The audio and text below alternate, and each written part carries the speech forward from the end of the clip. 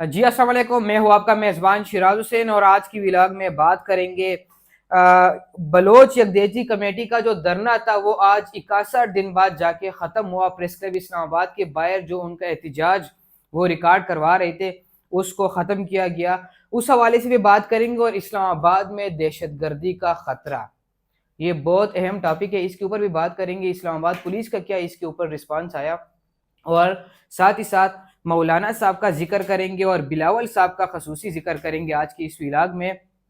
تو چلیے سب سے پہلے شروع کرتے ہیں۔ بلوچ یکجہتی کمیٹی کا جو دھرنا ہے وہ 61 دن بعد جا کے ختم ہوا، اور ڈاکٹر ماہرنگ بلوچ جس تحریک کو لیڈ کر رہی تھی ان کا یہ کہنا تھا کہ ہم اس کو ختم کر رہے اور فیز 4 سے نکل کر ہم فیز 5 کی طرف جائیں گے، اور 27 جنوری کو بلوچستان میں ایک جلسہ ہم کریں گے۔ وہاں پہ میں نے ایک سوال کیا ماہرنگ صاحبہ سے کہ آپ سے متعلق کچھ چیزیں سوشل میڈیا کے اوپر گردش کر رہی ہے کہ ماہرنگ صاحبہ جو ہے وہ کسی کے فنڈ کے اوپر بیرونی دورے کرتے ہیں، تو آپ اس حوالے سے کیا کہیں گے؟ تو انہوں نے پہلے اس کو اگنور کیا، پھر اس کے ٹائم میں ایک دوسرے صحافی نے سوال کیا تو ماہرنگ بلوچ نے ان کا سوال لے لیا، میرا سوال انہوں نے چھوڑ دیا۔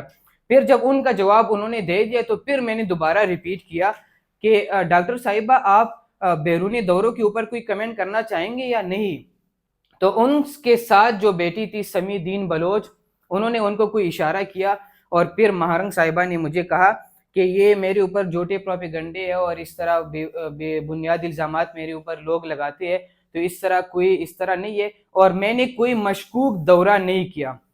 ناظرین میں آپ کے سامنے ایک چیز شیئر کروں گا، میں ہمیشہ یہ کہتا رہا ہوں کہ بلوچستان کے ساتھ جو ظلم ہوا ہے وہ نہیں ہونا چاہیے، لیکن ہم یہ بھی نہیں کر سکتے بینگ اے جرنلسٹ۔ جب میں نے ان سے سوال کیا تو کانفرنس کے بعد ماہرنگ بلوچ صاحبہ نے مجھے بلایا کہ کیا میں بیرونی دورے بھی نہیں کر سکتی؟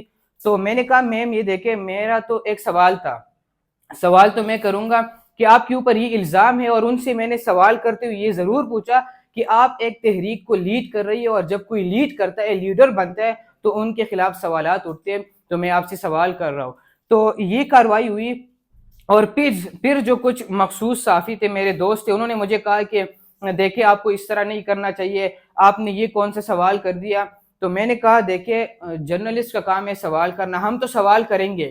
دیکھیں میں نے ان کے دھرنے میں کھڑے ہو کے یہ کہا ہے کہ ان کے ساتھ جو ظلم ہو رہا ہے وہ ختم ہونا چاہیے۔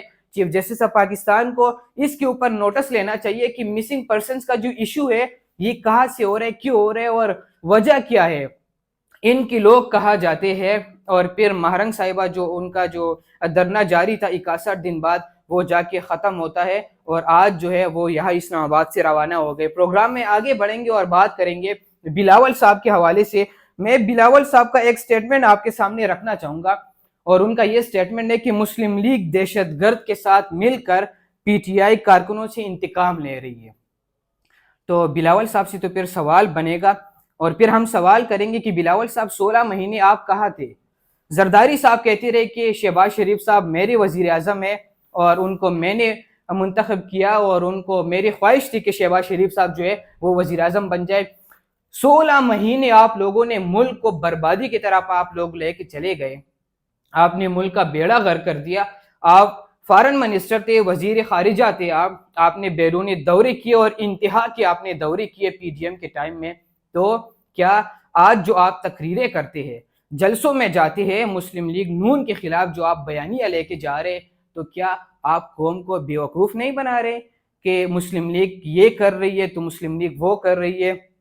آپ کا یہ بیانیہ ہے، آپ جس جلسے میں جاتے ہیں تو آپ کا بیانیہ جو ہے وہ مسلم لیگ مخالف آپ بیانیہ لے کر جاتے ہیں، تو یہ تو نہیں ہونا چاہیے۔ اور میں اپنے ناظرین کو یہ ضرور بتاؤں گا کہ سیاستدان کس طرح آپ کو بیوقوف بناتے ہیں، تو ان کے جو زندہ مثالیں ہیں وہ آپ کے سامنے ہے۔ اور دوسری جانب میں آخر میں بات کروں گا مولانا فضل الرحمان کے اوپر۔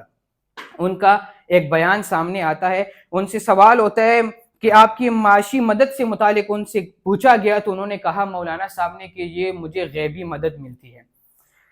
خیر ان کا تو یہ پرسنل ہے، ان کے اوپر تو کوئی کرپشن کی کیسز وغیرہ نہیں۔ اس چیز کو لے کے وائرل کرنا اور سرکولیٹ کرنا اور ٹرولنگ کرنا کہ مولانا صاحب یہ کہہ رہی ہے غلط ہے۔ اگر کوئی کرپشن کی کیسز ہے، کسی کے پاس ثبوت ہے، تو عدالت میں لے کے چلے جائے۔ مولانا صاحب بہت تگڑے سیاستدان ہیں، سنجیدہ سیاستدان ہیں، سلجھے ہوئے سیاستدان ہیں۔ مولانا اور زرداری کو لینا کوئی آسان سیاستدان وہ نہیں ہے، وہ بڑے مشکل سیاستدان ہیں اور ان کو سمجھنا بہت مشکل ہے۔ لیکن مولانا صاحب سے سوال یہ بنتا ہے، مولانا کہتے ہیں کہ میرے لیے سیکیورٹی کا اتنا مسئلہ ہے کہ میں الیکشن کمپین نہیں چلا سکتا۔ تو مجھے جو لگ رہا ہے اس کی وجہ یہ ہے کہ مولانا صاحب کے پاس کوئی بیانیہ نہیں رہا۔